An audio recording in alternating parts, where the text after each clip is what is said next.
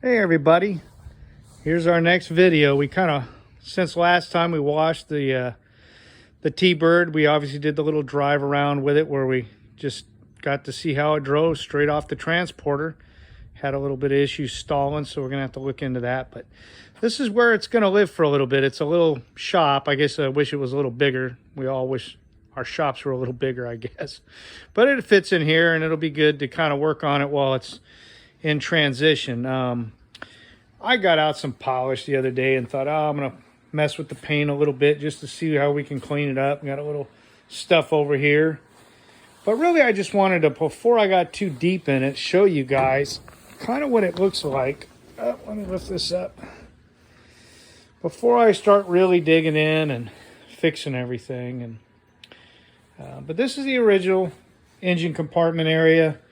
The only change, there's a receipt over there where they put a 12-volt system in. That was the last person I bought it from had that done. Original style air cleaner. Had power brakes, power steering. We'll get to it here in the next video, but it's interesting, some of the receipts I found or I was given. But the engine was actually rebuilt.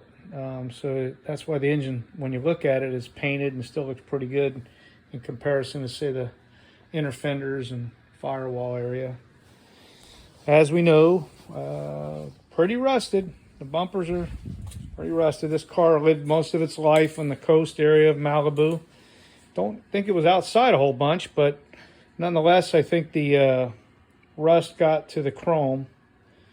But yeah, it's a very neat car. I'm excited about it. There's, I guess the exhaust manifolds look a little funky to me, but we may take all this off. We're going to take a lot of this stuff off and clean it and do some stuff.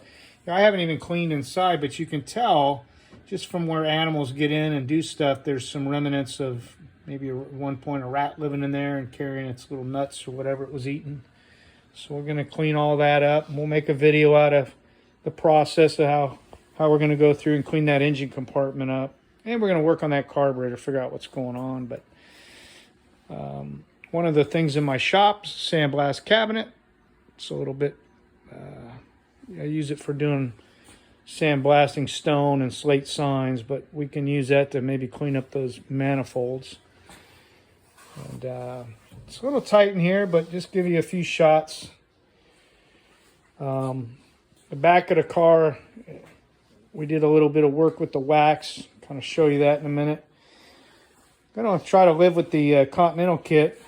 It definitely does give you more room if you go anywhere or travel with this, you know.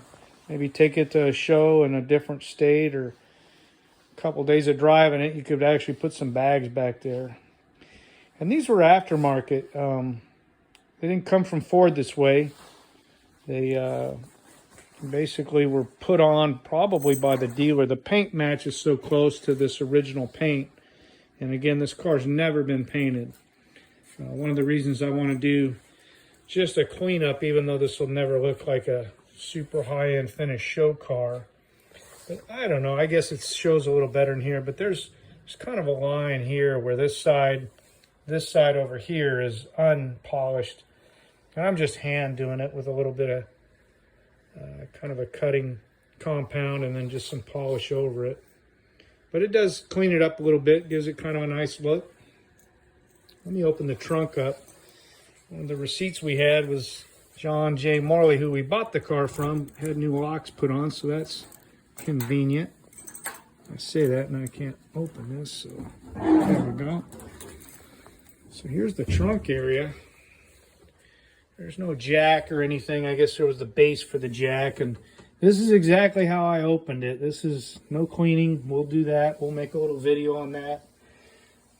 Interestingly enough, one of the receipts on this side, driver's side, in this drop-off area of the panel, they had some work. I don't know if somebody just banged into the side of the quarter panel down in here, but on the inside, that drop-off area in the trunk, they just sliced that open back in the day. I'm talking back in the 80s. And hammered out the dents and smoothed it out. And then they just left it kind of open. So when I first looked at it laying under the car, I thought, uh-oh, big rust hole there. And then I realized, no, it's not rusted.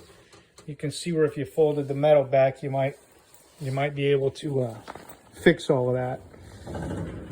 But for now, we're going to leave it. I think I'm going to try to get a video and put this on jack stands and show you the undercarriage just the way it was when I found it. It is a very clean car underneath. I know the chrome shows a lot of pitting, but I haven't really found anything that's other than a little surface rust here or there on the frame and some other areas. So the car does look very nice. There's some rust on the chrome around the steering column. The horn ring actually had a piece here that would have dropped down and come over, but it's broken. A lot of them broke. And again, the more money you have, the more things you can fix. You can buy another one. Power windows, power seats, they work. This window here, the transport driver had to roll it down, and this is the one that had the crack the mechanic talked about. But it's completely off the track, and so we're going to have to open that door panel, not just fix the glass, but figure out what else is going on. But that's it. That's where she sits. This is where we're going to shoot some videos and fix some things, and hopefully you guys enjoy seeing all this. I know I'm sending this out to friends and family, so anyone else that comes along, great. But we're going to cut this video off, and then I'm going to send you another video here shortly that's going through all the paperwork. It's incredible the amount of receipts dating back to the early 80s that we have on this car. And that stuff is really cool, and part of the old cars is the stories they tell. So there is a little bit of a trail of the stories of this car and who owned it, and I think that's kind of neat.